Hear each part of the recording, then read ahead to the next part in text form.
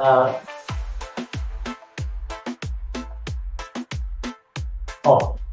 දැන් අපි බැලුවොත් එහෙම මොනවාද මේ සංඛ්‍යා ප්‍රභේද කියලා. මට කියන්න බලන්න ගණිතයේ සංඛ්‍යා ප්‍රභේද කීයක් තියෙනවද මූලිකව?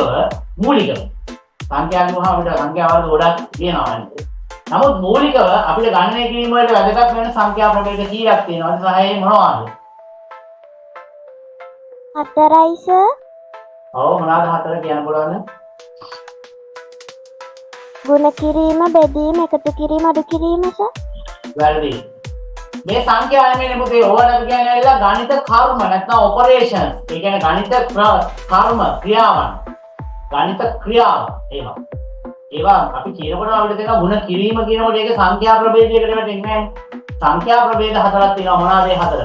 සංඛ්‍යා ප්‍රභේදත් හතරයි තියෙන්නේ. ඔය කිව්වේ ඇවිල්ලා මූලික ගණිත කර්ම හතර. එකතු කිරීම, අඩු කිරීම, ගුණ කිරීම, බෙදීම. මට කියන්න බලන්න මොනවාද ප්‍රධාන ගණිතයේදී භාවිතා වන ප්‍රධාන සංඛ්‍යා ප්‍රභේද? ප්‍රධාන සංඛ්‍යා ප්‍රභේද හතරක් තියෙනවා මූලිකව. තව තියෙනවා තරම්. නමුත් අපි මූලිකව ගත්තොත් ප්‍රධාන සංඛ්‍යා භේද හතරක් යටතේ අපි ගණනය කිරීම සිද්ධ කරනවා ගණිතයේදී. මොනවාද මේ ප්‍රධාන සංඛ්‍යා ප්‍රභේද? සර් ත්‍රිකෝණ සංඛ්‍යා, සමචතුරස්‍ර සංඛ්‍යා. ඔය සංඛ්‍යා වර්ගීකරණයන් ඒවත් අයිති වෙනවා මේ කියපු ප්‍රධාන ඒවා එකකට. ඔය කියපු ඔය ත්‍රිකෝණ සංඛ්‍යා, සමචතුරස්‍ර සංඛ්‍යා ඔක්කොම අයිති වෙනවා. මම කියපු මේ ප්‍රධාන සංඛ්‍යා ප්‍රභේද හතරෙන් එකකට. බෝඩ් මාස්ද? නෑ පුතේ. බෝඩ් මාස් කියන්නේ අපි අන්තර්ජාතික සම්මත ක්‍රමය. විසඳීම් කරන සම්මත ක්‍රමයක්. ඒකේ සම්පූර්ණම තියෙනවා මේ අපි කියපු ඔපරේෂන් නැත්නම් ගණිත කර්ම තියෙන්නේ. වරහන් එතකොට ගුණ කිරීම, බෙදීම්, එකතු කිරීම, අඩු කිරීම මොන වගේ තමයි තියෙන්නේ. බෝඩ් මාස් කියන්නේ. දන්නවද කිසිමදුව? දන්නේ නැහැ නම් කියන්න බෑ. මතක නැහැ තමයි ඉතින් කියන්නේ. මතකද? මතක නෑ සර්. ඔව් මතක නැහැ. ඒකට මට කරන්න පුළුවන් කමක් නැහැ. ඒකට තමයි මේ වගේ පුංචි ප්‍රොඩක්ෂන් එකක් ගෙනලා මේ වගේ ආපහු අප්ඩේට් කිරීමේ හැකියාව විතරයි මට තියෙන්නේ. ඒ නිසා තමයි ඔයගොල්ලෝ ටාස්ක් එකක් දෙනවා මේ රෙකෝඩින් එක හරහා මම. මොකද්ද මම මේ රෙකෝඩින් එකේ කියන සෑම විශේෂිත කාරණාවක්ම ඔයගොල්ලෝ ලියා ගන්න නෝට්ස් එකක් විදිහට කම්ප්ලීට් කරගන්න. මොකද මේ ඇවිල්ලා මේ බේසික් මැත් නැත්නම් අපි කියන්නේ මූලික ගණිතය මේ කතා කරන්නේ. මේවා නැතුව පුතේ ගණිතයක් මේ ගණිතේ නෑ ඇත්තටම. ඕලෙවල් විභාගය ඇතුලේ ගණිතයක් කියලා විෂයක් තියෙනවා නම් ඒ විෂය ඇතුලේ මේ කියන ඒවා නැතුව ගණිතයක් තියෙන විදියක් නෑ. එහෙනම් මේ මූලික ගණිත හැසිරීම ගැන තමයි කතා කරන්නේ. මූලික ගණිතයේ මූලිකම සිද්ධාන්තය යටතේ මූලික සංඛ්‍යා ප්‍රභේද ගැන තමයි මේ කතා කරන්නේ ඉස්සෙල්ලාම. දැන් එතන ඊළඟ ප්‍රශ්නේ උනේ ඇවිල්ලා මගේ මොනවාද මූලික ගණිත කර්ම කියන එක. ඒකට අදාළ උත්තරේ දැන් ආශිර්වාදව දුන්නා. මූලික ගණිත කර්ම තමයි මෙන්න මේ කියපු එකතු කිරීම, අඩු කිරීම, ගුණ කිරීම සහ බෙදීම. මේ ඔක්කොම ලියා ගන්න ඕනේ වෙන වෙනම මාතෘකාවකට ලියලා මට අනිවාර්යයෙන්ම මේ වීඩියෝ එකේ සඳහන් සියලුම විශේෂිත කාරණා මාතෘකාවකට වෙන වෙනම ඒවා ලියලා මට එවන්න ඕනේ මේ රෙකෝඩින් එක භාවිතය. right ඊළඟට දැන් අපි බලමු මේ ඊළඟට ගත්තොත් මේ සංඛ්‍යා ප්‍රභේද හතර මොනවාද? පළවෙනි එක තමයි දැන් ඔයගොල්ලන්ට නෑ කියන්න බෑ මේ හතර කියනකොට ඔයගොල්ලෝ අයියෝ මේ වගේ පූර්ණ සංඛ්‍යා, දශම සංඛ්‍යා, භාග සංඛ්‍යා සහ මිශ්‍ර සංඛ්‍යා. මෙන්න ප්‍රධාන සංඛ්‍යා ප්‍රභේද හතර. පූර්ණ සංඛ්‍යා, භාග සංඛ්‍යා, දශම සංඛ්‍යා, මිශ්‍ර සංඛ්‍යා. එහෙනම් මේවා තමයි මේ මූලික සංඛ්‍යා ප්‍රභේද. දැන් අපි ඒවා හතර වෙන වෙනම විග්‍රහ කරන්න ගියොත් අපි දන්නවා මේ පූර්ණ සංඛ්‍යා කියන එකට අපි කියනවා තව අර සුරකල නාමය වගේ නැත්නම් අනු නාමයක් තියෙනවා. මොකද්ද? මේ නිකිල කියලා කියනවා මෙන්න මේ පූර්ණ සංඛ්‍යාවල. ඒතර පූර්ණ සංඛ්‍යාව වර්ග දෙකකට වෙන් කරන්න පුළුවන්. දන්නවද කවුරු හරි? පූර්ණ සංඛ්‍යා වර්ග දෙකක් තියෙනවා. මොනවාද පූර්ණ සංඛ්‍යා මූලික ප්‍රභේද දෙක?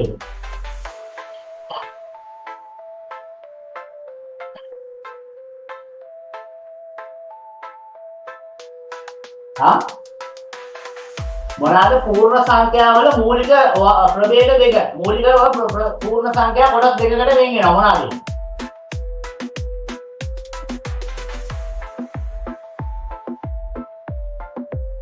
බලන්න.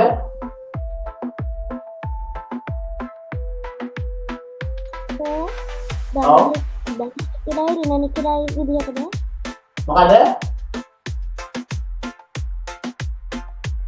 ධන නිකිලයි ඍණ නිකිලයි විදිහටද සර්? ධන නිකිල සහ ඍණ නිකිල අන්න හරි. ධන සහ ඍණ වශයෙන් මේ පූර්ණ සංඛ්‍යා ගොඩවල් දෙකකට වෙන් කරන්න පුළුවන්. එතකොට මේ ධන සහ ඍණ වශයෙන් නිකිල විදිහට වෙන් කරනවා වගේම තමයි ධන භාග සංඛ්‍යා ඍණ භාග සංඛ්‍යා ධන දශම සංඛ්‍යා ඍණ දශම සංඛ්‍යා විදිහට ඒවත් වෙන් කරන්න පුළුවන්. right? නමුත් මෙන්න මේ මෙතනදී අපි මූලිකව මෙන්න මේ පූර්ණ සංඛ්‍යාවෙන් එන්නේ ඔන්න ඔය ආකෘති දෙකට. ඒ යටතේ තවත් පූර්ණ සංඛ්‍යා යටතේ තියෙන සංඛ්‍යා ප්‍රභේද කීපයක් තියෙනවා. දැන් මම මේ ටික නම් ටික කියනවා. ඔක්කොම ඔයගොල්ලෝගේ නෝට් එකේ ලියවිලා තියෙනවනේ පූර්ණ සංඛ්‍යා යටතේ මොනවාද ඔය කියපු කතා ටික. පළවෙනි එක අපි ඉස්සෙල්ලාම 1 2 ඉගෙන ගත්ත ඔත්තේ සංඛ්‍යා ඉරට්ටේ සංඛ්‍යා. ඊළඟ තුන්වෙනි එක ගත්තොත් ප්‍රථමක සංඛ්‍යා මේවා ඔක්කොම පූර්ණ සංඛ්‍යා. ඔයගොල්ලෝ දන්නවා ප්‍රථමක සංඛ්‍යාවක් කියන්නේ නෑ 2.5 කියලා. 8.11 ඔය වගේ ප්‍රථමක සංඛ්‍යා නෑ, ඔත්තේ සංඛ්‍යා නෑ, ඉරට්ටේ සංඛ්‍යා නෑ. හැම ඔත්තේ ඉරට්ටේ මේ ප්‍රථමක කියන සංඛ්‍යාවකම තියෙන පූර්ණ සංඛ්‍යාව. එහෙනම් පූර්ණ සංඛ්‍යාව වලදී මොනවාද? ඔත්තේ ඉරට්ටේ සහ ප්‍රථමක සංඛ්‍යා. ඊළඟට ගත්තොත් සංයුත සංඛ්‍යා. මොනවාද සංයුත සංඛ්‍යා කියන්නේ? කියන බලන්න ආශිපාදුව කියන බලන්න සංයුත සංඛ්‍යා.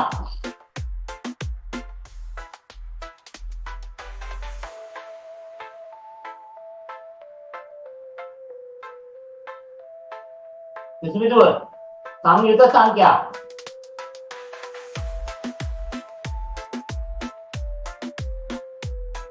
ඇඩ්‍රස් නැහැ පුතේ මේ 6 ශ්‍රේණියේ ප්‍රශ්නයක් කියලා තිබ්බනා ඕගොල්ලන්ට මේ විභාගෙට. නිකන් හරිය විභාගෙට ප්‍රශ්නය සංයුත සංඛ්‍යා 5 කියන්නේ. විනාශයෙන් ඉවරයි කතාව. කතාව ඉවරයි. කට් ඔෆ් එක එක නම් ඒකෙන් ෆේල්. කට් ඔෆ් එකෙන් ගන්න තියෙන ලකුණු තුන අපි කියමු S1යි අතර ගන්න තියෙන ලකුණු තුන මේ. ලකුණු දෙකක ප්‍රශ්නයක් එනවා. ওই ලකුණු දෙකෙන් තීරණය වෙනවා S1යි S1යි. ඒ කියන්නේ පාස් වෙනවද? සරලව සාමාන්‍ය සිම්පල් පාස් එකක් එනවද කියන්නේ. ෆේල් වෙනවද කියන්නේ. එතකොට ඔය ප්‍රශ්නේ ලකුණු දෙක නම් ඒ තීරණාත්මක ලකුණු දෙක ඔයගොල්ලන්ට බෑනේ. ඉතින් ඔයගොල්ලෝ ෆේල් එකේ. විභාගෙත් එක්කම ෆේල් වෙනවා. ඒකයි මේකේ අවදානම. අපි දන්නේ නැහැ අපි නොදන්නා දේම අර අන්න තීරණාත්මක ලකුණු දෙක විදිහට බලපායිද කියන්නේ. ඒකයි වැදගත්ම කාරණා අපි හැම වෙලේම හිතන්න ඕන. මේ හැම අස්සක් මුල්ලක්ම අපි අරගෙන සුද්ධ කරගෙන අරගෙන යන්න ඕනේ කියන කියන්නේ ඒකයි. ඔය වැදගත් නැහැ කියන ඉතින් ඉන්න ගොඩක් අයට අවසානයේ උතුම් තමයි අවසාන එක ඵල විපාක දෙන්නේ අපරාධ ඒව නැතුව මේවා බැලුණානේ කියලා තේරෙන්නේ. මොනවාද සංයුත සංඛ්‍යා කියන්නේ? ප්‍රථමක සංඛ්‍යා නොවන සියලු සංඛ්‍යා සංයුත සංඛ්‍යා. ඒ කියන්නේ යම් සංඛ්‍යාවකට සාධක දෙකකට වැඩි වෙනවා. දැන් ප්‍රථමක සංඛ්‍යාවකට තියෙන සාධක දෙක. එකක් තමයි 1 අනිත් එක තමයි එම සංඛ්‍යාව. වෙන සාධක තියෙන්නේ දැන් මොකද ප්‍රථමක සංඛ්‍යාව වෙන කිසිම සංඛ්‍යාවකින් බෙදෙන්නේ නැහැ. right ප්‍රථමක සංඛ්‍යාව වෙන මොකද පැහැදිලි කිරීම කියන බලන්න.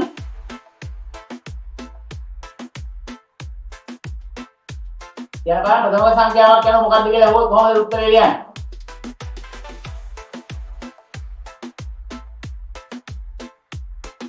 දන්නේ නැහැ බලන්න. එම සංඛ්‍යාවකින් බෙදෙනවා සර්? නෑ එම සංඛ්‍යාවෙනොත් එකෙනුත් පමණක් බෙදෙන සියලු සංඛ්‍යා ප්‍රථමක සංඛ්‍යාව වෙනවා. එම සංඛ්‍යාවෙනොත් එකෙනුත් පමණක් බෙදෙන. ඒ කියන්නේ සාධක වෙන්නේ එම සංඛ්‍යාවමයි එකමයි විතරයි ප්‍රථමක සංඛ්‍යාව. හැබැයි සංයුත සංඛ්‍යාවකට ප්‍රථමක සංඛ්‍යාවක් වගේ නෙමෙයි සාධක කීපයක්. අපි උදාහරණයක් විදිහට ගත්තොත් 8 කියන්නේ ප්‍රථමක සංඛ්‍යාවක් නෙමෙයි ඒක සංයුත සංඛ්‍යාවක්. එහෙනම් 8 කියන සංයුත සංඛ්‍යාව සංයුත සංඛ්‍යාව මේක වචනෙත් එක්ක හරියට මොන නෝට් එකේ තියෙනවා. සංයුත සංඛ්‍යාව 8 කියන සංයුත සංඛ්‍යාව දෙකෙන් බෙදෙනවා, හතරෙන් බෙදෙනවා, අටෙන් බෙදෙනවා, එකෙන් බෙදෙනවා. මේ හතරෙන්ම බෙදෙනවා 8. එහෙනම් 8 කියන්නේ සංයුත සංඛ්‍යාව. හැබැයි 7 කියන්නේ හතෙනි එකෙනි විතරයි බෙදෙන්නේ. එහෙනම් 7 කියන්නේ ප්‍රථමක සංඛ්‍යාව. එහෙනම් සංයුත සංඛ්‍යාව පැහැදිලිද මොනවාද කියලා?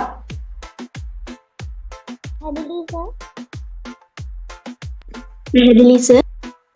ඊළඟට ගත්තොත් එහෙම මේ පූර්ණ සංඛ්‍යා යටතේ තියෙන උප සංඛ්‍යා ප්‍රභේද ටික මේ කතා කරන්නේ. ඔත්තේ සංඛ්‍යා, ඉරට්ටේ සංඛ්‍යා ඒවා ගැන කියන්නේ නැහැ. ඒවා දන්නවනේ. ඔත්තේ කියන්නේ දෙකෙන් බෙදුවෙත් එකක් ඉතුරු වෙන ඒවා. ඉරට්ටේ කියන්නේ දෙකෙන් බෙදෙන සංඛ්‍යා. ඉතිරි නොවන ලෙස දෙකෙන් බෙදෙන සංඛ්‍යාවට අපි කියනවා ඉරට්ටේ සංඛ්‍යා කියලා. එතකොට ප්‍රථමක සංඛ්‍යා කියන්නේ එම සංඛ්‍යාවෙන් එකෙනුත් පමණක් බෙදෙන සංඛ්‍යා. ඊළඟට මෙන්න මේ කියපු සංයුත සංඛ්‍යා කියන්නේ ප්‍රථමක සංඛ්‍යා නොවන සාධක දෙකකට වැඩියෙන් සාධක ඇති සංඛ්‍යාවලට අපි කියනවා සංයුත සංඛ්‍යා කියලා. ඊළඟට අපි ගන්නවා ප්‍රකෘති සංඛ්‍යා. ඒ මොනවාද? ප්‍රකෘති සංඛ්‍යා.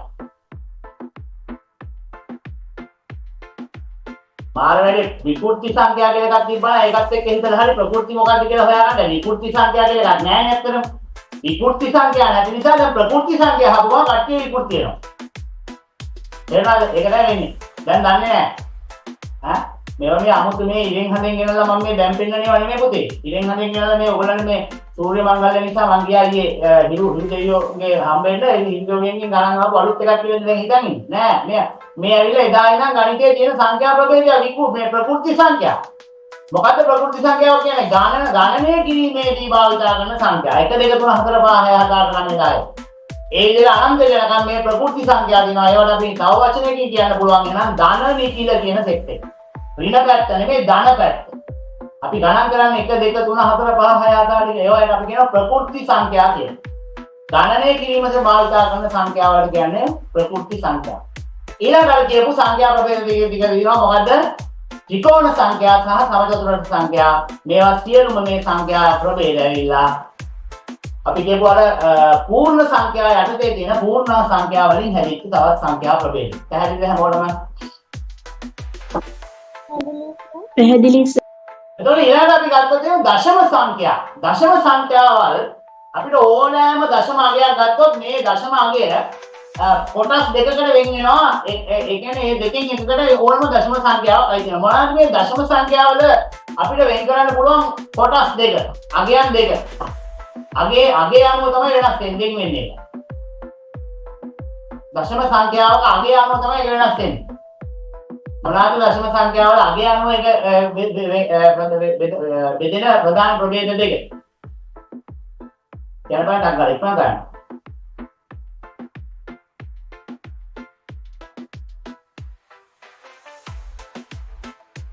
දැන් නැත්තම් ගන්න ඉක්මන මම ගොඩ ගන්න නැත්තම් මතක නැහැ ඉක්මන කරලා කියන්න ඕනේ. කාලේ නාස්ති වෙනවා නිකන්. දශම සංඛ්‍යා ප්‍රභේද දෙකකට වෙන් කළ හැකි මොනවාද මේ දෙක දන්නවද දන්නේ නැද්ද කියන්න ඉක්මනට.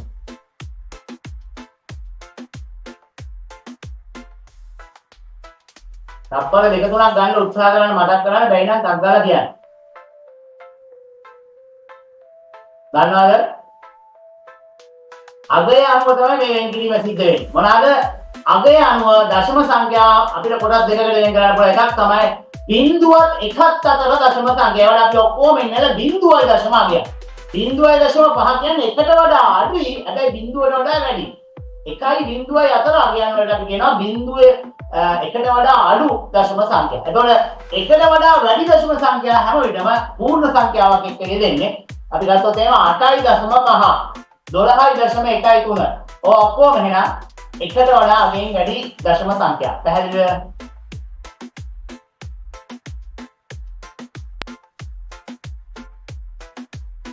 පැහැදිලිද? පැහැදිලි සර්. පැහැදිලි සර්. right දැන් ඊළඟ අපි යන්නේ ඊළඟ තුන්වෙනි. දැන් පළවෙනි එක අපි දුවා පූර්ණ සංඛ්‍යා, දෙවෙනි එක දශම සංඛ්‍යා, තුන්වෙනි එක තමයි භාග සංඛ්‍යා. දැන් මට කියන්න බලන්න භාග සංඛ්‍යා ප්‍රධාන ප්‍රභේද කීයකට බෙදෙනවද? ප්‍රධාන ඒවා ඒ මොනවාද? තප්පර 4යි 5යි ඔයගොල්ලන්ට වෙලාව ගන්න පුළුවන් ওই ප්‍රශ්නෙකට උත්තරයක් දෙන්න. තප්පර 4ක 5ක ඇතුළත බැයි නම් ටක් ගාලා මට බෑ කියන එක කියන්න. අමාරුයි කියලා කියන්න. කාලේ නම් තුනකට බෙදෙනවා. ඒකක භාග, නියම භාග, විෂම භාග සර්. නෑ තුනකට වෙන් වෙන්නේ නෑ. එතකොට ඔතනින් නියම භාග කියන එක සහ විෂම භාග කියන දෙක තමයි ප්‍රධාන ඒකක දෙක වෙන්නේ. ප්‍රධාන කොටස් දෙක වෙන්නේ විෂම භාග සහ සත්‍ය භාග නැත්නම් නියම භාග කියලා ඒකට කියනවා. එහෙනම් සත්‍ය භාග සහ විෂම භාග තමයි මෙන්න මේ සංඛ්‍යා වල මේ භාග සංඛ්‍යා කියන එක ප්‍රධාන වශයෙන් බෙදෙන කොටස් දෙක. එතකොට ඒකක භාග කියන්නේ ඇවිල්ලා අනිවාර්යයෙන්ම අයිති වෙන්නේ සත්‍ය භාග වලටද විෂම භාග වලට. දැන් මට කියන්න බලන්න මේක ඒකක භාගයක් අහුවෙන්නේ සත්‍ය භාග කියන මූලිකයකටද නැත්නම් විෂම භාග කියන මූලිකයකට?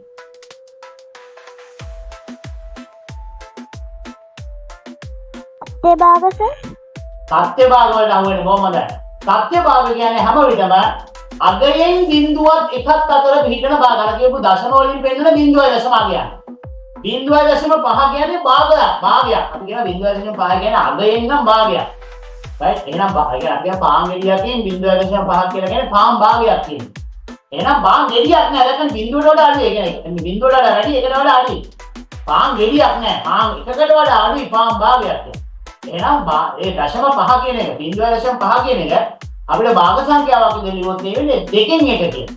දෙකෙන් එක දිහා බැලුවාම රයිට් මම ඒක ප්‍රශ්නෙකින් අහනවා. මට කියන්න බලන්න සත්‍ය භාගයක් සහ විෂම භාගයක් අඳුර ගන්න තියෙන ක්‍රමය. අපිට බැලුව බැලමින් අඳුර ගන්න තියෙන ක්‍රමය කියන්න බලන්න. ඒවා උගන්වලා තියෙන ඒවා අහන්න පුතේ. උගන්වපු නැති කිසි දෙයක් මම ඊයේ හිරු දෙවියෝ හම්බෙන්න ගිහිල්ලා මේ සූර්ය මංගල්‍ය නිසා අලුතෙන් එයාමට කියලා දීපු ඒවා අරගෙන ඇවිල්ලා ඔයගොල්ලන්ගෙන් ප්‍රශ්න අහන ඒවා නෙමෙයි ඈ. එනකම නැත්තම් වෙනත් ග්‍රහ ලෝකයක මේ ගණිත ගුරුවරයෙක් හම්බෙලා එයා කියපු ටිකක් අරන් ඇවිල්ලා ඔක එහෙම ඒවා නෙමෙයි ඈ. ඔයගොල්ලන්ගේ සිලබස් එකේ ඔයගොල්ලන්ට පොඩි කාලේ ඉගෙන ගන්න වෙච්ච සහ ඔයගොල්ලන්ට මමත් උගන්වපු දේවල් තමයි මේ අහන්නේ. කියන්න බලන්න මොනවාද කොහොමද අඳුරගන්නේ නියම භාගයක් නැත්නම් තත්ත්ව භාගයක් සහ විෂම භාගයක් වෙන් කරලා අඳුර ගන්න පුළුවන් කොහොමද?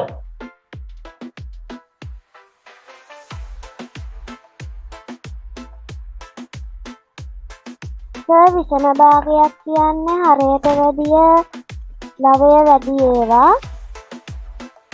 ඔව්. භාගයක් කියලා කියන්නේ හරය වැඩි ලවය අඩු ඒවා.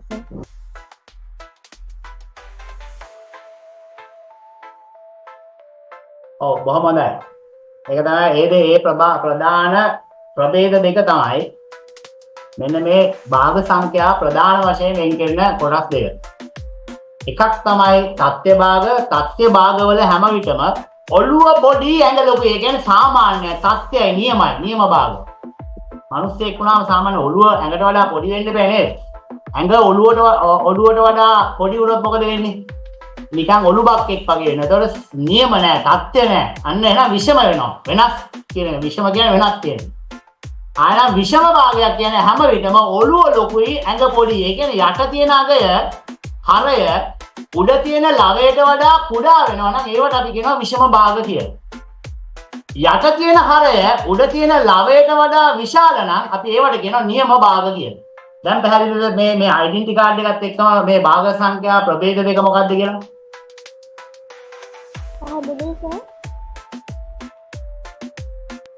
පැහැදිලි සර්. දැන් ඔයගොල්ලෝ භාග සංඛ්‍යාව දැක්කාම භාග සංඛ්‍යාවෙන් ඩෙන්ටිටි කාඩ් එක ඉල්ලන්න ඕනේ නැහැ. මූණ බලලා පේන්නේ කියනවා වගේ ඔයා නම් විෂම භාගයක් මෙයා නම් තත්ත්ව භාගයක් කියන්න බැලුව බැලමට කියන්න මෙන්න මේ ඩෙන්ටිටි කාඩ් එක දැනගෙන තියෙන්න ඕනේ. ඊළඟට මට කියන්න බලන්න මේ භාග සංඛ්‍යා ප්‍රභේද දෙක අගයෙන් කොහොමද වෙනස් වෙන්නේ? අගයෙන් කොහොමද වෙනස් වෙන්නේ?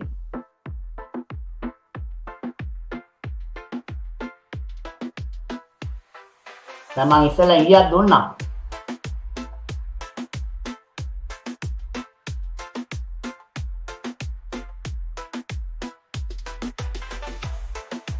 අගයෙන් කොහොමද වෙනස් වෙන්නේ?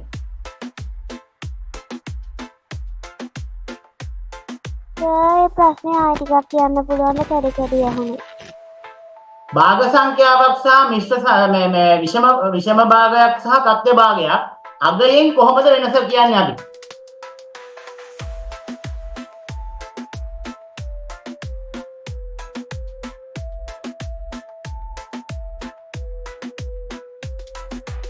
දැන් මම ඉංගියක් දුන්නා ඒකට.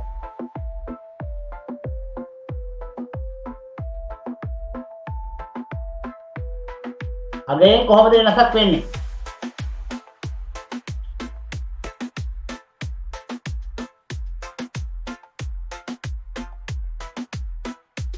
විෂම භාගවල ලවය විශාලයි.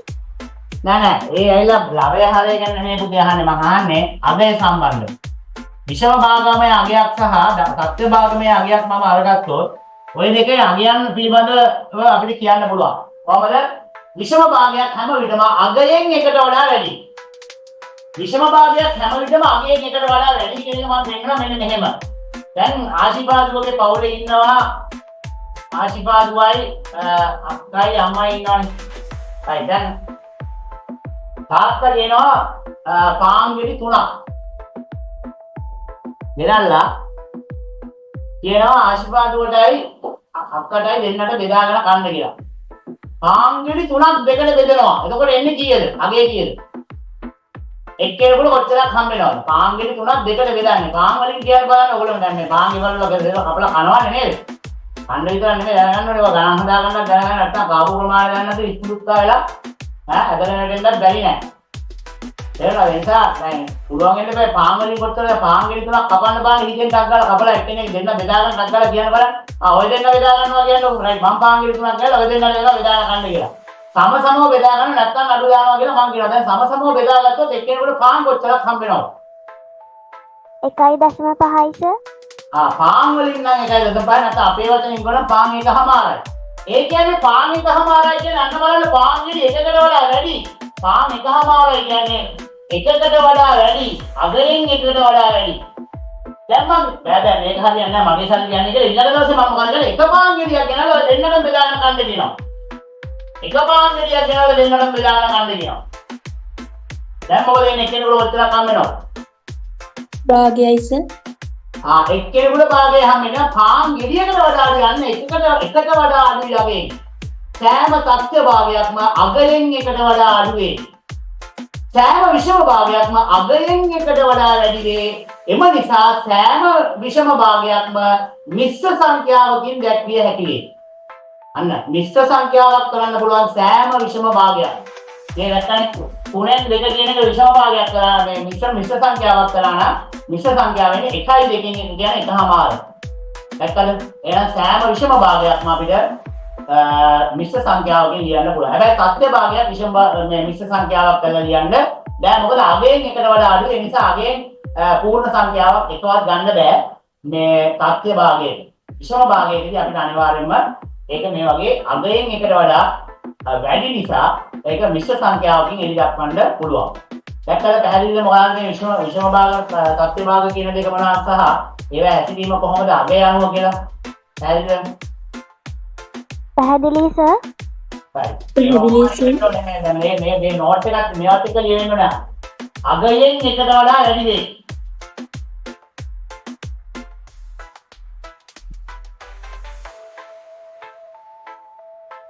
මේක මෙහෙම ලියන්න පුළුවන් අපිට අගය විශාලයි එකට වඩා. අගය විශාලයි එකට වඩා. හැබැයි මේක ඇවිල්ලා මිශ්‍ර මේ විෂම භාග.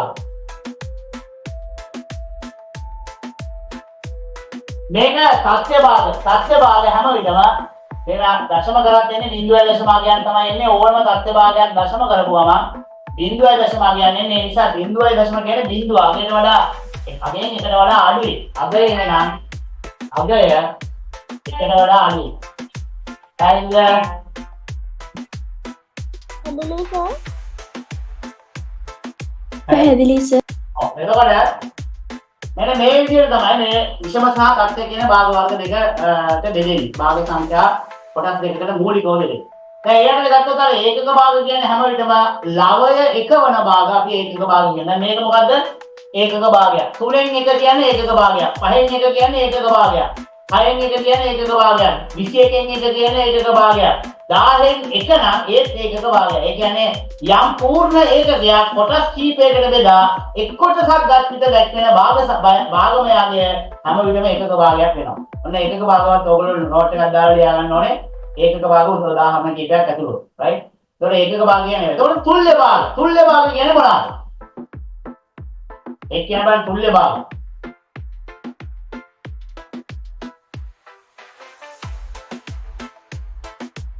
දැන් අඟහරු ලෝකයෙන් ගෙනාවු එකක් විදිහට ඒක හිතනවා හිතන්න බෑ. තුල්්‍ය භාග මේ අඟහරු ලෝකයෙන් ගෙනාවු ගන්නේ නෑ. එහෙම හිතන්නේ මාවත් අඟහරු ලෝකයේ මේ පිටසක් වල ජීවියෙක් වගේ පේන්න ගනි. ඈ තුල්්‍ය භාග පොඩි කාලේ ඈ ඔව් සර් මොකක් හරි භාග සංඛ්‍යාවක් ඒ හරයයි ලවයයි දෙකම එක සංඛ්‍යාවෙන් ගුණ කරලා හරි බෙදලා හරි ගන්න උත්තරයක්. ඔව් ඒක තමයි තුල්්‍ය භාගයක් හැදෙන විදිය. ඔව් ඒක හරියි. තුල්්‍ය භාගයක් හැදෙන්නේ නැල්ලා යම් කිසි භාග සංඛ්‍යාවක හරයයි ලවයයි එකම සංඛ්‍යාවකින් ගුණ කරලා ගන්නත් පුළුවන්. එහෙම නැත්නම් හරයයි ලවයයි එකම සංඛ්‍යාවකින් බෙදෙනවා නම් බෙදලා ගන්නත් පුළුවන්. අපි දන්නවා හරයයි ලවයයි එකම සංඛ්‍යාවෙන් බෙදෙන්නේ නැති භාග සංඛ්‍යා තියෙනවා. අපි දැන් උදාහරණයක් විදිහට ගත්තොත් 3න් 2. 3න් 2 කියන භාග සංඛ්‍යාවල තුල්්‍ය භාගයක් ගන්න බෑ. මේ දෙකම උඩ යට එකම අගයකින් බෙදන්න බෑනේ. 3යි 2යි දෙකම එකම අගයකින් බෙදෙන්නේ නැහැ. බෙදනවා නම් බෙදෙන්නේ එකෙන් විතර. එකෙන් බෙදුවොත් ආයෙ 3න් 2මයි එන්නේ. ඒ නිසා එහෙම මේ වගේ ඒවා බෙදීමෙන් තුල්්‍ය භාග ගන්න බෑ. නමුත් මේවා ගුණ කිරීමෙන් ගන්න පුළුවන්. උඩ යට එකම අගයකින් ගුණ කරා නම් තවත් තුල්්‍ය භාගයක් හැදෙනවා. ඒ හැදෙන තුල්්‍ය භාග මොනවාද කියලා ඇහුවේ. නැතුව තුල්්‍ය භාග හැදෙන විදිහ නෙමෙයි මම ඇහුවේ. ඒ හැදෙන තුල්්‍ය භාග මොනවාද? තුල්්‍ය කියන වචනේම තියෙනවා මොකද? තුල්්‍ය කියන සිංහල ඔයගොල්ලෝ ඉගෙන ගන්න ළමයි තුල්්‍ය කියන වචනේ දන්නවා නම් හරි තුල්්‍ය කියන වචනේ දෙකම දන්නවා නම් නිකම්ම ඕක අහුවෙන්න ඕන. ගන්නද? අයියෝ. හා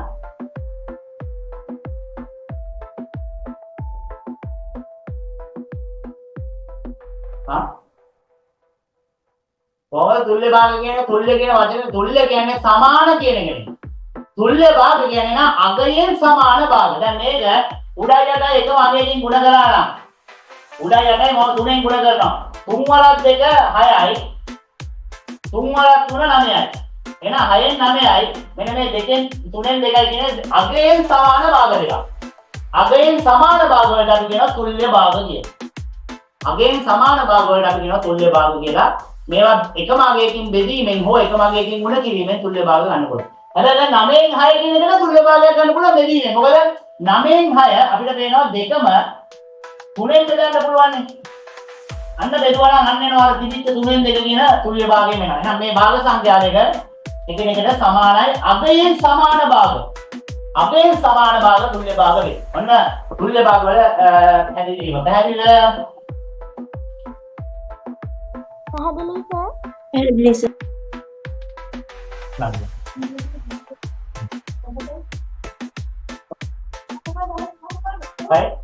ඔන්න අගයෙන් සමාන භාග තුල්්‍ය භාග වේ. ඊළඟ උදේ අපේ මේ සෙෂන් එක තව විනාඩි 2කින් විතර කරනවා. ඒගොල්ලෝ අපෝ නැවත ඒ ලින්ක් එකෙන් ක්ලික් කරලා එන්න. මේකේ Zoom ලින්ක් වලදී සෙෂන් එක යන්නේ. හත් තුනක් ඔයගොල්ලෝ අපෝ ඒ ලින්ක් එකම ක්ලික් කරලා ජොයින් වෙන්න තව විනාඩි 2කින් 2:00 විතර ඉවර වෙනවා. right. ඊළඟට ගත්තොත් ඔන්න දැන් අපි තුල්්‍ය භාග ගැන කතා කරලා එහෙනම් තුල්්‍ය භාග හැදෙන විදිහට ඔයගොල්ලෝ ඔයාම කිව්වා දැන් ආශිර්වාදව. ඔන්න තුල්්‍ය භාග කියන්නේ ඔන්න භාග සංඛ්‍යාවල අන්තිමටම කතා කරලා ඒකට. ඊළඟ මිශ්‍ර සංඛ්‍යා ගැන දැන් එහෙනම් කතා කරන්න දෙයක් නැහැ. මිශ්‍ර සංඛ්‍යා ගැන අපි මෙතන කතා කරා. හතරවෙනි මූලික සංඛ්‍යා ප්‍රභේදය තමයි මිශ්‍ර සංඛ්‍යාව. මිශ්‍ර සංඛ්‍යා කියන එක කොහොමද හැදෙන්නේ?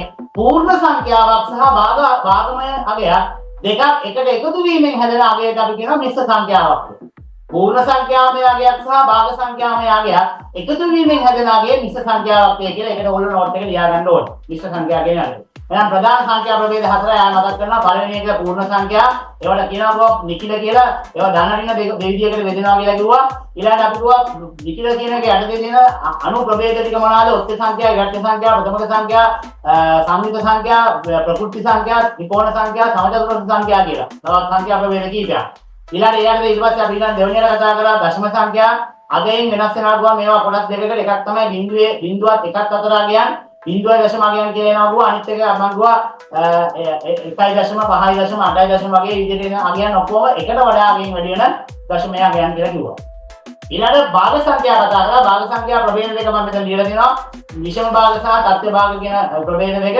විෂම භාගයක් හැම විටම හරය විශාලයි ලවයට වඩා. එතකොට ඒකේ තියෙන බෙදීම අපි දන්නවා භාග සංඛ්‍යාවක තියෙන ගණිත නිරූපණය තමයි බෙදීම. මොන බෙදීමද? ලවය බෙදීම හරය. ලවය බෙදීම හරය. උඩ තියෙන ලවය තමයි යට තියෙන හරයෙන් බෙදෙන්නේ. එහෙනම් මේ ලවය සහ හරය අතර තියෙන සම්බන්ධය ගණිතමය සම්බන්ධයක්. ඒක ගණිත කර්මය තමයි බෙදීම. ඒ බෙදීම අපි ක්‍රියාත්මක කරා නම් අපි දෙනවා පාන් ගෙඩි තුන දෙකට බෙදුවාම පාන් එකමාරක් එක්කෙනෙකුට ලැබෙනවා කියනවා. එහෙනම් එකමාරක් කියන්නේ ඔයගොල්ලන්ට පේනවා අගයෙන් එකට වඩා විශාලයි. එහෙනම් සෑම විෂම භාගමය අගයක්ම අගයෙන් එකට වඩා විශාල වෙනවා කියන එක ඔයගොල්ලන්ට පේනවා. එහෙනම් මේ සෑම විෂම භාගයම අගයක් අපිට මිශ්‍ර සංඛ්‍යාවකින් මේ විදිහට එලි දක්වන්න පුළුවන් ලියන්න පුළුවන් කියලා ඔයගොල්ලන්ට පැහැදිලි වෙනවා. එහෙනම් සෑම මිශ්‍ර සංඛ්‍යාවක්ම විෂම භාගයක් කරන්න පුළුවන්. ඒ වගේම සෑම විෂම භාගයක්ම මිශ්‍ර සංඛ්‍යාවක් කරන්න පුළුවන්. ඒකේ දශම අගය ගත්තාම මම කිව්වා 1.2.5 මේ විදිහට යන නිසා බිඳුවේ දශම අගයක් එන්න බෑ. මොකද අගයෙන් එකට වඩා විශාල නිසා. එහෙනම් ඊළඟට අපි කිව්වා තත්පද එක එක මූණු වල වලින් අගයන් ටික දුන්නා. එක එක මූණු වලින් අගයන් ටික දුන්නාම දැන් මේ තියෙන්නේ මොකද්ද? භාග සංඛ්‍යාව. මේ තියෙන්නේ දශම සංඛ්‍යාව. මේ තියෙන්නේ භාග සංඛ්‍යාවක්. මේ තියෙන්නේ භාග සංඛ්‍යාව. මෙතන මිශ්‍ර සංඛ්‍යාවක්. මෙතන පූර්ණ සංඛ්‍යාවක්. එහෙනම් සංඛ්‍යා ප්‍රභේද හතරම මාරුවෙන් මාරුවට දීලා තියෙනවා.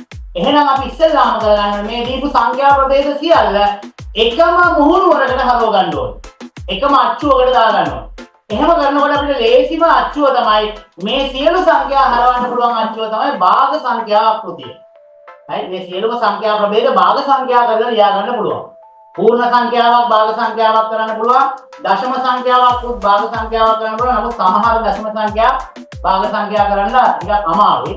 ඒ කියන්නේ අපි දන්නවා සාමාවර්ත දශම කියලා තියෙනවා කැරකි උදාහරණයක් විදිහට ගත්තොත් 0.66666 ඔහොම යන ඒවා. එහෙම නැත්නම් 0.77777 ඔහොම යන ඒවා. මේ වගේ ඒවා ටිකක් භාග සංඛ්‍යා කරලා ටිකක් අමාරුයි. ඒවලට කියනවා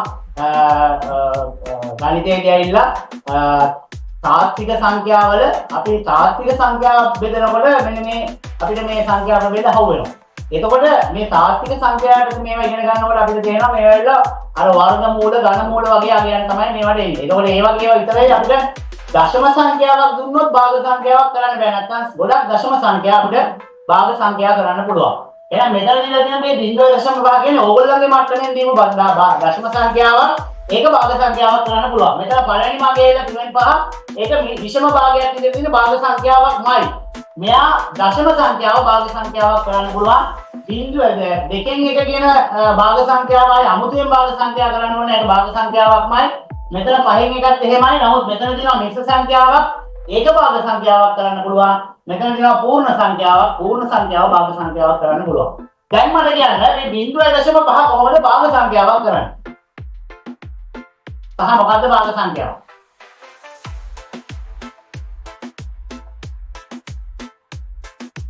දන්නවා නම් දන්නවා, දන්නේ නැත්නම් දන්නේ ඉක්මන් ගන්න.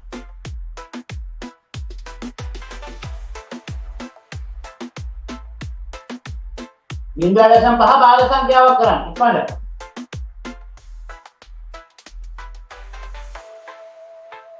දන්නේ නැද්ද? ආශිර්වාදුව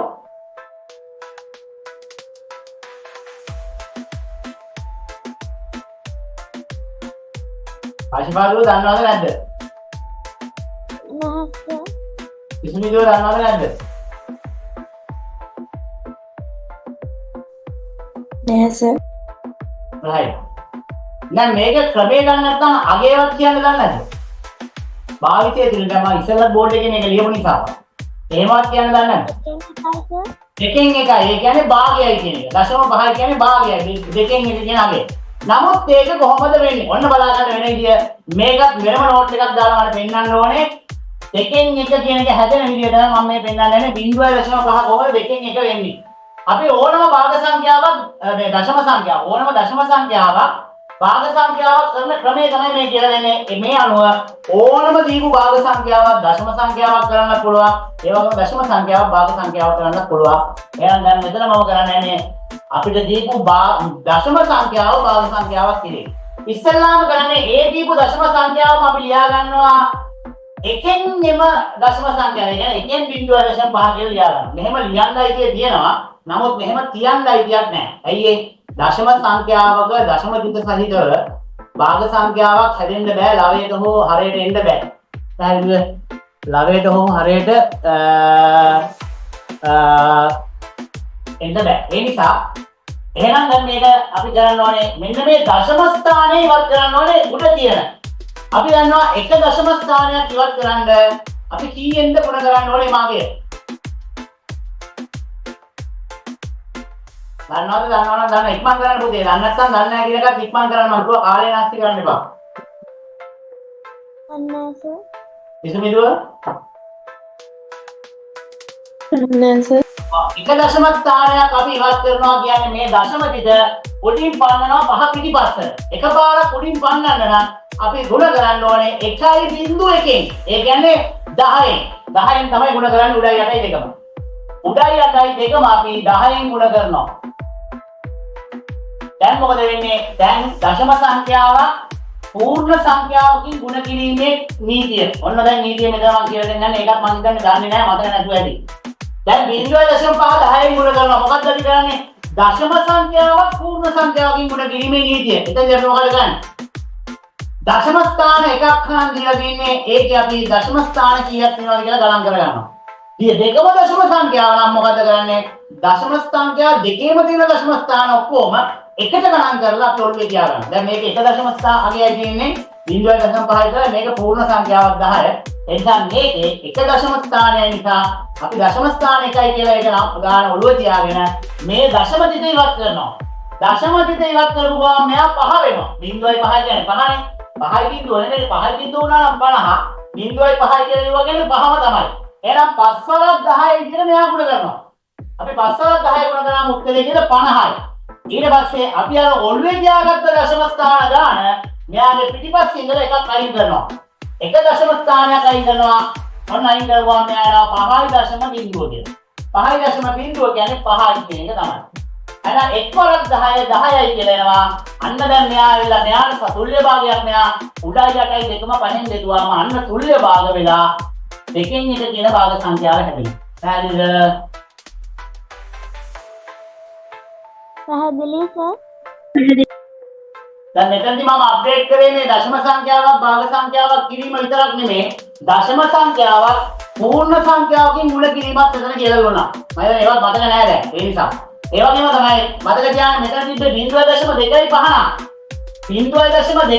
නම් අපි න්යාය දශම ස්ථාන දෙකක් ඉවත් කරන්න ගුණ කරන්න ඕනේ කීයද? ගුණ කරන්න ඕනේ කීයද?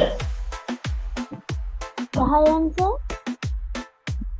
කියදුවා?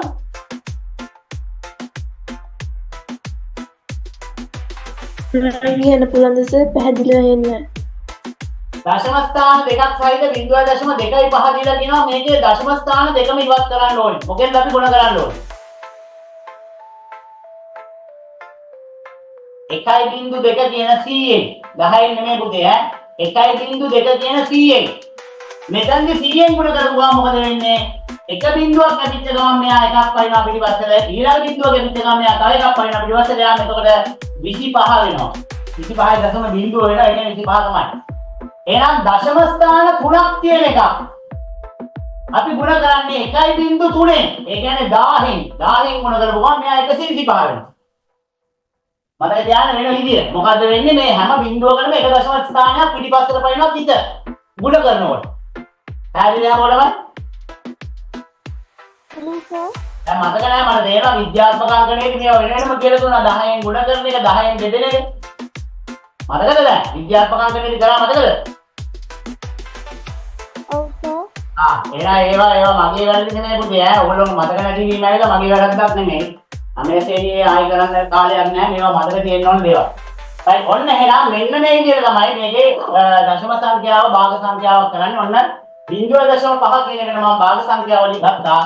දෙකෙන් එකයි කියලා. හරි මම මේක දැන් ලියන්න ඕගොල්ලන්ට වෙලාව දුන්නොත් ඕගොල්ලෝ මේක ලියලා ඉන්නේ. ඒ නිසා ෆොටෝ එකක් දානවා පස්සේ ලියා ගන්න ඕනේ නෝට් එක ලියාගද්දි මේවා මේ කොටස් වෙන වෙනම ලියා ගන්න ඕනේ ප්‍රශ්නයට අමතරව මේ කියලා දීපු දේවල් වෙන වෙනම ලියා ගන්න ඕනේ. මෙතනදී මෙතන කරේ ඇවිල්ලා දශම සංඛ්‍යාවක් භාග සංඛ්‍යාවක් පිළිවෙතයි මේ කරේ. ඊළඟට මම පෙන්නන්නම් භාග සංඛ්‍යාව කොහොමද දශම සංඛ්‍යාව කරන්නේ. දන්නවද?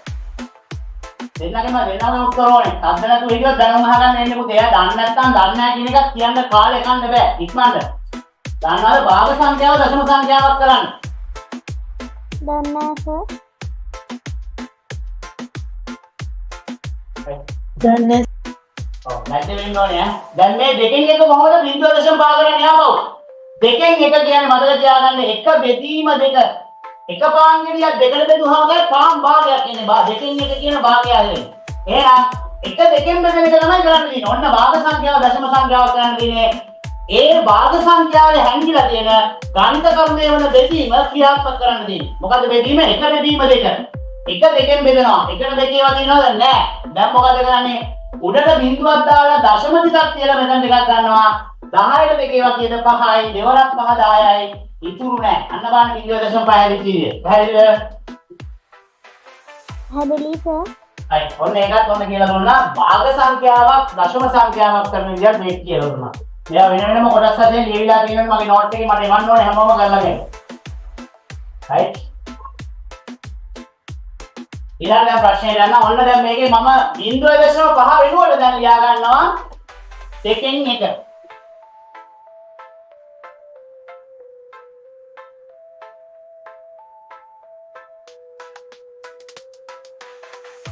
එහෙනම් 3න් 5න් දෙකෙන් එක එකතු කිරීම සංගලවරහන් ඇතුලේ දෙකෙන් එකේ පූර්ණ දෙවනි බලය. අඩු කිරීම 5න් එක බෙදීම මේ භාග සංඛ්‍යාව විෂම භාගයක් කරන්න පුළුවන් 8 වරක් 1 8යි 2යි 10යි 8න් 10 ඔන්න සංගලවරහන යවුවා අන්තිමට දෙන එකතු කිරීම 5 5 කියන එකත් භාග සංඛ්‍යාවක් කරනවා. ඕනම පූර්ණ සංඛ්‍යාවක් භාග සංඛ්‍යාවක් කරන්නේ යටට එකක් දාලා. යටට එක දාන්න මේ කියන්නේ හරේ විදියට එක පාවිච්චි කරා නම් මේ භාග පූර්ණ සංඛ්‍යාව භාග සංඛ්‍යාවක් වෙනවා. එකෙන් 5 විදියට අපිට 5 කියන පූර්ණ සංඛ්‍යාව ලියන්න පුළුවන්. දැන් එහෙනම් ඒකේ තේරුම මොකද්ද? 5 බෙදීම එක. 5 එකෙන් බෙදුවම 5 තමයි හරි. එහෙනම් භාග සංඛ්‍යාව ලියන්න පුළුවන් එකෙන් 5 ඔන්න දැන් මම සියලු සංඛ්‍යා ටික භාග සංඛ්‍යා කියන අච්චුවට ලියුවා. පැහැදිලිව ලියපු විදිය. පැහැදිලි සර්. දැන් මෙතනින් එහාට පැහැදිලි. එතුමදේ ඕන දේවල් කරන්න බෑ පුතේ. දැන් යන්න ඕනේ බෝඩ් මාස් එකට. දැන් යන්න තියෙන්නේ බෝඩ් මාස් එකට. බෝඩ් මාස් එකෙන් පිට ඔයගලන්ට හිතුමදේ දේවල් කරන්න බෑ. බෝඩ් මාස් එකේ පළවෙනි එක බ්‍රැකට්ස්, දෙවෙනි එක ඔෆ් ඕඩර්, තුන්වෙනි එක ඩිවිෂන්, හතරවෙනි එක මල්ටිප්ලිකේෂන්, ඇඩිෂන්, සබ්ට්‍රැක්ෂන්. බ්‍රැකට්ස් කියන්නේ වරහනට තමයි මුල් කරලා දෙන්නේ. එහෙනම් අපි ඉස්සෙල්ලාම කරන්න ඕනේ මෙන්න මේ වරහනට මුල් දැන දීලා වරහන තනියගේකට ගන්න ඕනේ. දැන් පුතේ මේ සෙෂන් එකක් දැන් ඉවර නම් ආයේ මෙහෙන් කට් කරන්න ඉක්මනින් ජොයින් වෙන්න. බලන්න. දැන් ඔන්න ඔක්කොම සියලුම සංඛ්‍යා වර්ග ටික මම එකම වර්ගයකට ලියාගත්ත මොනවාද භාග සංඛ්‍යා වලට. මේකේ භාග සංඛ්‍යා විදිහට දීලා තිබ්බ 1 2 3 අගයන් 3ක් භාග සංඛ්‍යා වලින්ම දුන්නා. මෙතන දශම සංඛ්‍යාවකේ මිශ්‍ර සංඛ්‍යාවකේ පූර්ණ සංඛ්‍යාවකේ තිබ්බ ටික මම ඒවා භාග ආකෘතියට හරවලා ලියාගත්තා. දැන් මෙතනින් එහාට අපි යන්න ඕනේ මම කිව්වා බෝඩ් මාස් මෙතනට එකට යන්න ඕනේ. අපිට හිතු මතේ මේවල් කරන්න බෑ. එහෙනම් පළවෙනි එක බ්‍රැකට්ස් වලට දෙන්න කියන වරහන් වලට මුල් තැන දෙන්න ඕනේ. එහෙනම් මේ සංගල වරහන් වලට තමයි මුල් තැන දෙන්න තියෙන්නේ. රයිට් සංගල වරහන් වලට මුල් තැන දෙනකොට අපිට පේනවා සංගල වරහන් ඇතුලේ තවත් සාමාන්‍ය වරහනක් ඉදිලා තියෙනවා. ඒක තියෙන්නේ සංඛ්‍යාත්මක අගයන් දෙකක් අතර නෙමෙයි. මේක තියෙන්නේ ඇවිල්ලා තනි භාග සංඛ්‍යාවකට තමයි සංගල වරහන් දාලා දෙවෙනි බලයක් එළියට දාලා දෙන්නේ. එහෙනම් මේ තියෙන්නේ දර්ශකාකෘති එකක්. ඒ නිසා මෙයාට අපිට මුල් තැන දෙන්න බෑ ඉස්සෙල්ලාම. ඒ නිසා අපිට එහෙනම් කරන්න තියෙන්නේ ඇවිල්ලා බෙදීමට තමයි මුල් තැන දෙන්නේ. ඒ ගමම්ම ඕනනම් මෙයාවත් අපිට සංඥාවයකට ගන්න පුළුවන්. දැන් මේ දෙකෙන් එකේ දෙවෙනි බලය, පූර්ණ දෙවෙනි බලය. මට මේකේ සංඥාවය කියන්න බලන්න දෙකෙන් එකේ පූර්ණ දෙවෙනි බලය කොහොමද සංඥාවයකට ගන්නෙ? මේක දර්ශක පාඩමෙන් දුන්නේ. මම මේ ඔක්කොම කැටි වෙන්න මේ ප්‍රශ්නේ දුන්නේ ඒකයි. දැන් මට කියන්න දෙකෙන් එකේ දෙවෙනි බලය දර්ශකාකෘතිය හරවලා වරහන් ඉවත් කරලා මේකේ අගය කියන්නේ. පුළුවන්ද? දැන් නම් බෑ කියන්නේ ඉක්මන් කරන්න. 4න් 2 සර්. කියද? 4න් 2 සර්. 4න් 2 එහෙමද? ඔව් සර්. නෑ 4න් 2 නම් වැරදි. 4න් 2 නම් වැරදි. මේ දෙකෙන් එකේ පූර්ණ දෙවෙනි බලය කියනවා අපි දර්ශක පාඩමේ ඉගෙන ගත්තා වරහන් ඉවත් කිරීමේ නීතිය කියලා. වරහන් ඉවත් කිරීමේ නීතියදී වෙන්නේ ඇතුලේ තියෙන වරහන ඇතුලේ තියෙන සෑම පාදයකටම අදාළ දර්ශකය එළියේ තියෙන පොදු දර්ශකයෙන් ගුණ කරලා තමයි වරහන් ඉවත් වෙන්නේ. දැන් මට කියන්නේ මේ වරහන ඇතුලේ පාදයන් කීයක් තියෙනවද? පාදයන් කීයක් තියෙනවද?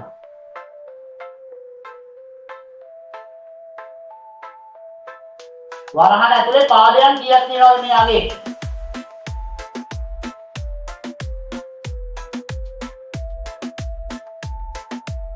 පාදයන් දෙකක් තියෙනවා පුතේ. පාදයන් දෙකක් තියෙනවා. මොකද්ද? එකේ පාදයයි දෙකේ පාදයයි කියන දෙකම තියෙන වරහන් ඇතුලේ. එහෙනම් එකේ පාදයේ දර්ශකය මොකද්ද? ඒක තවත් දර්ශක නීතියක්. මේ දෙකේ පාදයකට වරහන් ඇතුලේ දර්ශකය මොකද්ද? ඒක. ඇයි ඒක දර්ශක නීතියක්. ඕනම පාදයක් යටතේ පාදයේ අගය වෙන්නේ එම පාදයේම පළවෙනි බලය. එම පාදයේම පළවෙනි බලය එම පාදයේ අගයට සමාන වෙනවා. අන්න එහෙනම් මේ දෙකේ මේ තියෙන දෙකේ පළවෙනි බලය. මේ එකට මේ තියෙන මේ එකේ පළවෙනි බලය. අන්න දැන් වරහන් ඉවත් කරලාදී වරහන් ඇතුලේ දර්ශකයෙන් පොදු දර්ශකයේ එළිය දර්ශකයේ ගුණ කරනවා. ඕක තමයි වරහන් ඉවත් කිරීමේ සිද්ධ වෙන්නේ. දැන් එහෙනම් මේක මොකද වෙන්නේ? දෙකේ එකේ එක් වරක් දෙකේ බලය බෙදීම දෙකේ එක් වරක් දෙක. එක් වරක් දෙක කියන්නේ දෙකයි. එකේ දෙවෙනි බලය උඩටත් එන්නේ එකේ දෙවෙනි බලය යටටත් එන්නේ දෙකේ දෙවෙනි බලය. එක් වරක් දෙක නිසා. දැන් පැහැදිලිද මේ විදිහට ආපු විදිහේ වරහන් ඉවත් වෙලා? පැහැදිලි සර්. දැන් මට කියන්නේ එකේ දෙවෙනි බලය කියන්නේ අගය කීයද?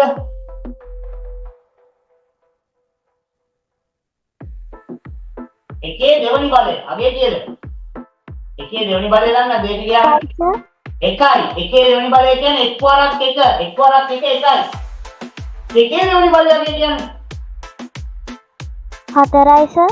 4යි. එහෙනම් දෙවලක් දෙක 4යි. ඔන්න එහෙනම් මේක තනි අගයකට ගත්ත හැකි. එයාගේ තනි අගය තමයි මොකද්ද 4න් 1. පැහැදිලිද ඒක ගත්ත විදිය?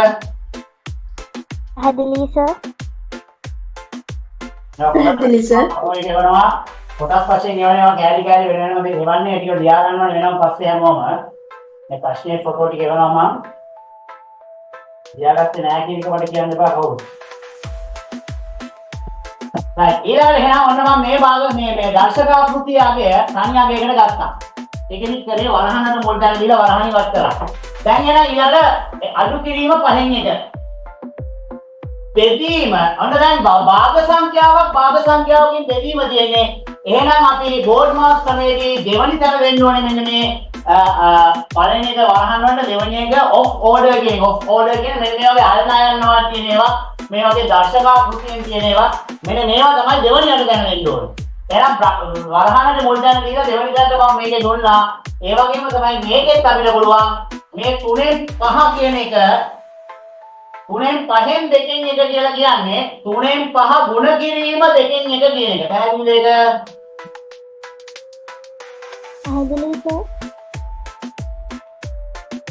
පැහැදිලි සර්. දැන් එහෙනම් මෙතනදි සිද්ධ වෙන්නේ බෙදීම ගුණ කිරීම වෙනවා. භාග සංඛ්‍යාවකින් බෙදෙද්දී මොකද වෙන්නේ? භාග සංඛ්‍යාවේ බෙදීම ගුණ කිරීම වෙනවා. බෙදීම ලකුණත් එක්ක තියෙන බෙදීමේ අගය පරස්පරයේ දෙනවා. මේ 8න් 10 කියන එක 10න් 8 විදියට උඩ යට මාරු වෙනවා. නේද? වෙන්නේ මොකද්ද කියලා? පැහැදිලි සර්. පැහැදිලි සර්. right ඔන්න ඊළඟට අපි කරන්නේ දෙවනියට දැන් ඔන්න අවස්ථාවක් දුන්නා. දැන් ඊළඟට එනවා මෙන්න මේ ගුණ කිරීමයි තමයි ඊළඟ පියවරේදී අපි කරන්නේ. මොකද අන්න බෙදීමක් දැන් නැහැ. බෙදීම ගුණ කිරීම කරගත්ත නිසා දැන් එනවා අපිට කරන්නේ මෙන්න මේ ගුණ කිරීම ටික තමයි මුල් තැන දීලා කරන්න තියෙන්නේ. මෙතනදිත් අපි මේ ගුණ කිරීමට මුල් තැන දෙන්නේ මෙයා අල්නයින් එකෙන් හිටපු නිසා අල්නයින්යි කියන්නේ මෙන්න මේ O කියන එක.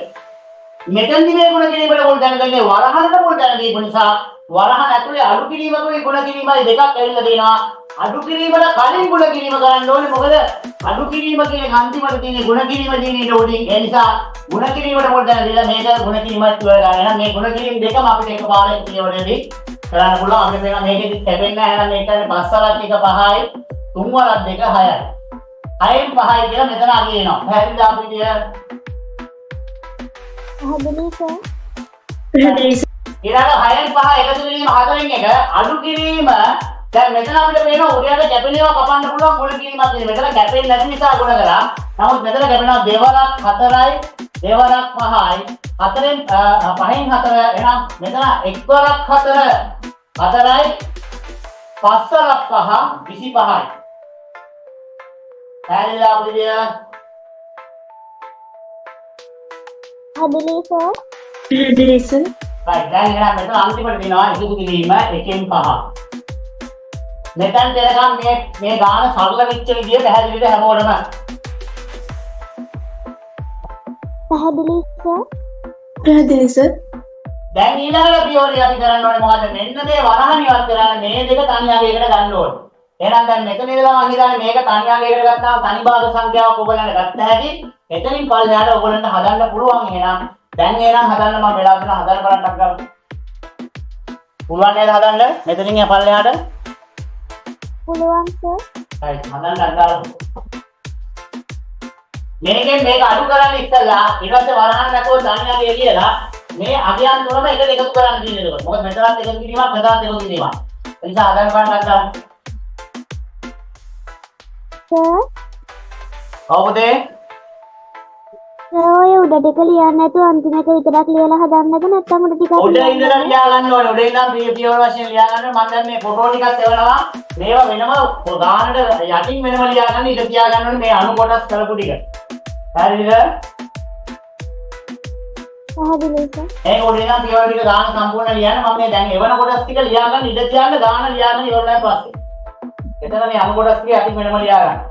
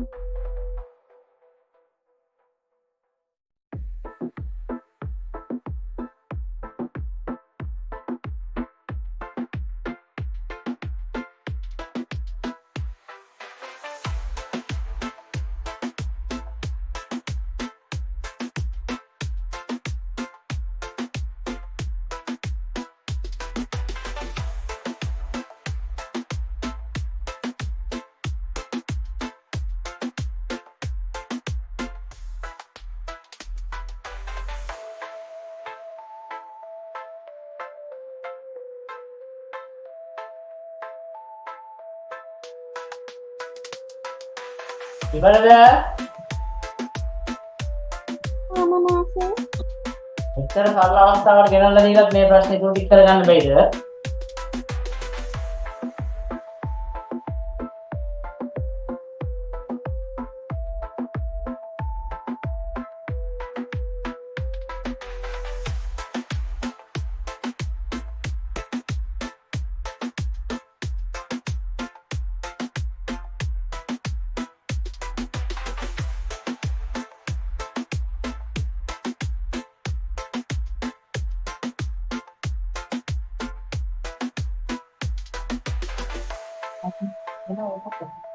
අපේ බලාගෙන ඉන්න ආජීවිත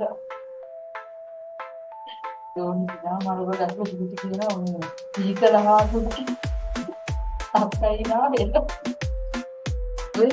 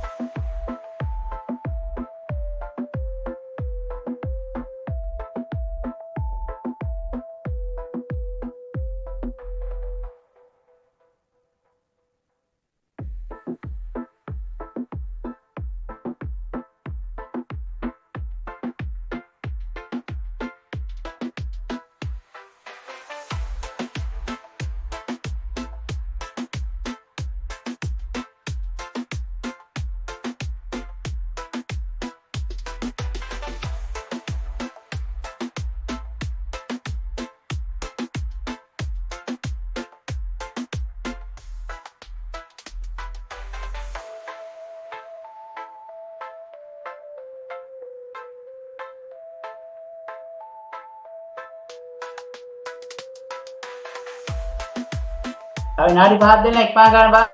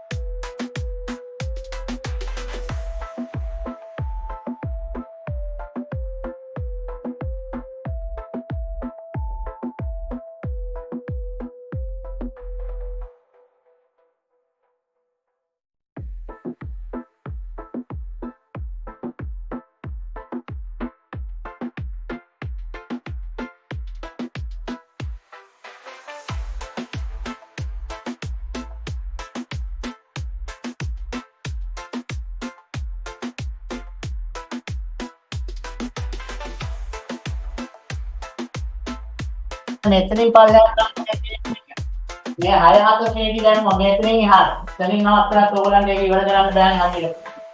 හරි බලන්න ඇයි බැරිදුනේ කියන්නේ.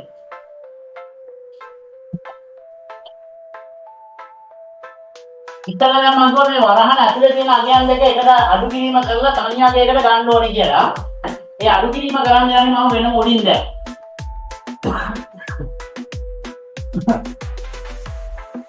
හතරෙන් එක අඩු කිරීම 25න් 4. right අපි 25ටයි 4ටයි පොදු හරයක් ගන්න මෙන්න අයියේ. මේ දෙන්න සමාන නෑ. මේ භාග සංඛ්‍යා දෙක හරය සමාන නැති නිසා. එහෙනම් මේ දෙකම බෙදාගෙන යනවා 25යි 4යි දෙකම. බලන්න ප්‍රථමක සංඛ්‍යාවනේ. ඉස්සල්ලාම බැලුවොත් 4 බෙදෙන්නේ දෙකෙන්. 25 දෙකෙන් බෙදෙන්නේ නෑ. ඒක එහෙමම ලියනවා. 4 දෙකෙන් බෙදුවාම 2යි 25 එහෙමම ලියනවා. ආපහු බැලුවොත් දෙකෙන් බෙදෙන්නේ එහෙනම් දෙකෙන් බෙදුවාම මෙතන 1යි මෙතන 25 එහෙමම ලියනවා.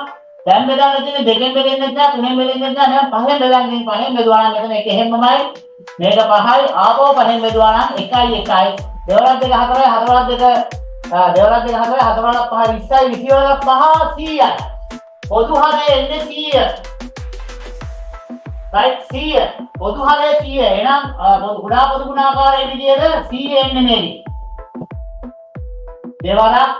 දෙවරක් පස් වරක් පහ 100 තමයි එන්නේ එහෙනම් අපි බලනවා 4න් එක සමාන වෙන්නේ 100න් නම් කීයටද 4 100 වෙන්නේ කීයෙන් ගුණ වෙලාද මට කියන්න බලන්න කවුද කිසිමිදුව 4 100 වෙන්නේ කීයෙන් ගුණ වෙලාද 4 වරක් කීයද 100 ඒ කියන්නේ 100 4න් බෙදුවා නම් හරි කීයෙන්ද ගුණ වෙන්නේ 25න් 25 එහෙනම් මේක 25න් ගුණ වෙලා නම් 100 උනේ උඩ එකක් 25න් ගුණ කරනවා එක වරක් 25යි මෙතෙන් දෙන්නේ 25 එනවා එහෙනම් ඊළඟට අපි බලනවා 25න් 4 නම් සමාන වෙන්නේ 100න් නම් කීයටද හරි මට කියන්න 25 කීයෙන් ගුණ වුණොත් 100 වෙන්නේ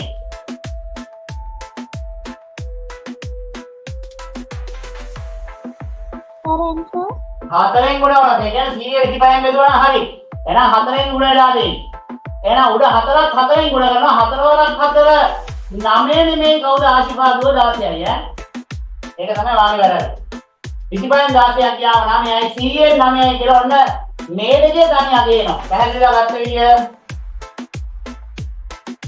හැදිලි සර් හරි මම මේකේ ෆොටෝ එකක් දානවා පස්සේ ගන්න ඕනේ වැරදිච්ච තැන නිවැරදි කරලා ලියා ගන්නකොට පස්සේ දැන් ෆොටෝ එකක් දානවා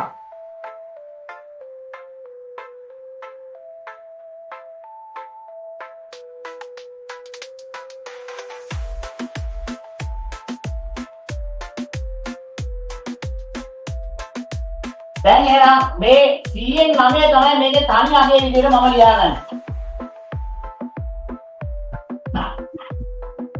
දැන් එහෙනම් භාග සංඛ්‍යා 3යි දැන් සුළු කරන් දෙන එකට.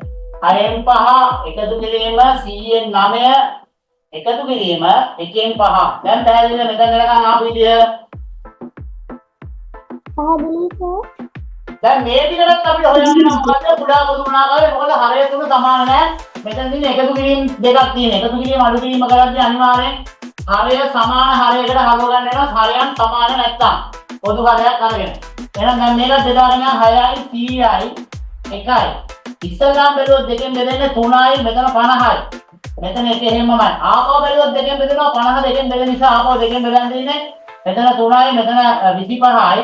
මෙතන 1යි. දැන් ආපහු බැලුවොත් මේක 3ෙන් තමයි බෙදන්නේ. මොකද දෙකෙන් බෙදෙන්නේ නැහැ එකක්වත්. 3ෙන් බෙදුවොත් මෙතන 1යි 25 බෙදෙන්නේ නැහැ හැමම වලින් මෙතන 1යි. දැන් බැලුවොත් 5ෙන් තමයි බෙදන්නේ 25 තියෙන නිසා මෙතන 1යි මෙතන 5යි මෙතන 1යි. ආපහු 5ෙන් බෙදුවොත් මෙතන 1යි දෙවරක් 3 දෙක 4යි 4 වරක් 3 12යි 12 වරක් 5 60යි 60 වරක් 5 300යි. දෙවරක් 3 වරක් 5 වරක් 5 300 තමයි මොකක්ද වෙන ගුණා පොදු ගුණාකාරය. පැහැදිලිද?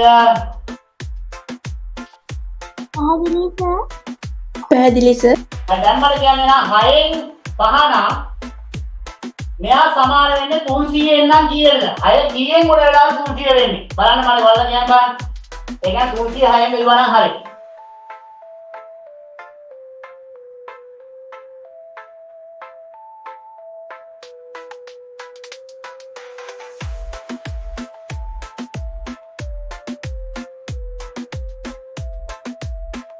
අයවලා කීයද 300? 300 6න් බෙදුවා නම් හරි. කීයද? 50 සර් අයවලා 50 300යි. එහෙනම් උඩ තියෙන පහත් අපි 50න් ගුණ කරන්නේ 50 වරක් 5 කියන්නේ 250යි. එහෙනම් මෙතන දෙන්නේ 250. එකතු කිරීම ආපහු බලන්න ඊළඟ එක 100න් 9 නම් 600න් නම් කීයද? 300න් නම් කීයද? මට කියන්න බලන්න එකක් කීයද එන්නේ කියලා. 100 කීයෙන් ගුණ වෙලා 300 වෙන්නේ?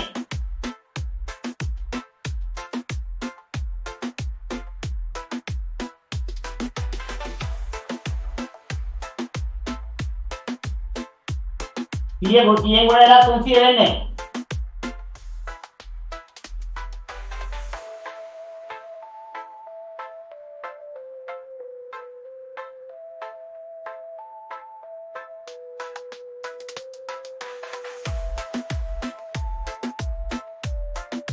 තුනෙන් සර් එහෙනම් උඩ 9ක් අපි තුනෙන් ගොඩ ගන්නවා 3 වරක් 9 27යි. එහෙනම් මෙතන දෙන්නේ කියලා 27. දැන් ඊළඟ භාග සංඛ්‍යාව බලමු අපි 1න් 5 නම් 300න් නම් කීයද? දැන් මේ 1 කීයෙන් ගුණ වුණොත් 300 වෙන්නේ?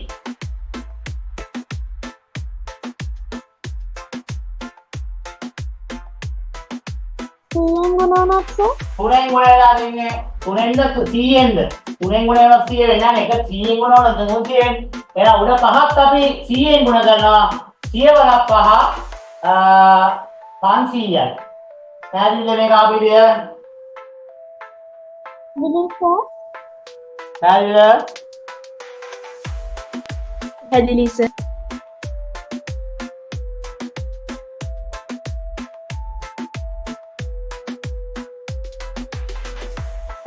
තුන්සියෙන් ගුණ වෙන එක 100 300න් ගුණ වෙන්න ඕනේ 100 300න් ගුණ වුණොත් තමයි එක 100 sorry මෙතන එක 300න් ගුණ වුණොත් තමයි 300 වෙන්නේ එකවරක් 300න් 300 වෙන්නේ ඒක උඩටත් එන්නේ නැහැ 100 නෙමෙයි 300 300 ගුණ කරන්න ඕනේ 5න් එතකොට එන්නේ මෙතන උඩට එන්නේ 1500ක් එහෙනම් මෙතන එකතු කිරීම 1500 පැහැදිලිද මේ ලවයන් තුන මේ පොදු හරය 300ක් අතර ගත්ත විදිය පැහැදිලිද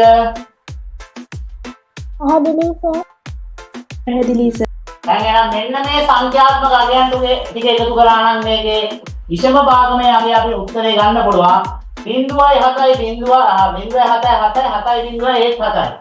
right 2යි 7යි 2යි එකතු වුණාම 7යි 7.17 2යි මේ මෙතන නෑ මෙතන ගෙලිම 5යි 2යි 5යි 7යි මෙතන එක අන්තිම මේ එක විතරයි 1යි 300න් 1777 එක උත්තරයක් මේ ප්‍රශ්නෙට එක උත්තරයක් තමයි මේක. මේක විල විෂම භාගමේ උත්තරය. මේක අපි දැන් මිශ්‍ර සංඛ්‍යාවකින් ලියුවොත් 300 ඒවා පහක් මේක ඇතුලෙන් ගන්න පුළුවන්. එතකොට පහ එළියට එනවා. 300න් තව කීයක් විතර 300 වල පහ 1777න් අඩු කරාම 277ක් විතර මේක ඔන්න විෂම සංඛ්‍යාව උත්තරේ. මෙන්න මේ දෙක තමයි මේ ප්‍රශ්නෙට උත්තරේ වෙන්නේ. පැහැදිලිද? පැහැදිලි සර් පැහැදිලි සර්. සග්ගා ලියාගන්න මේ දේවල් දෙක තුනක් ඉස්සන් කරන්න.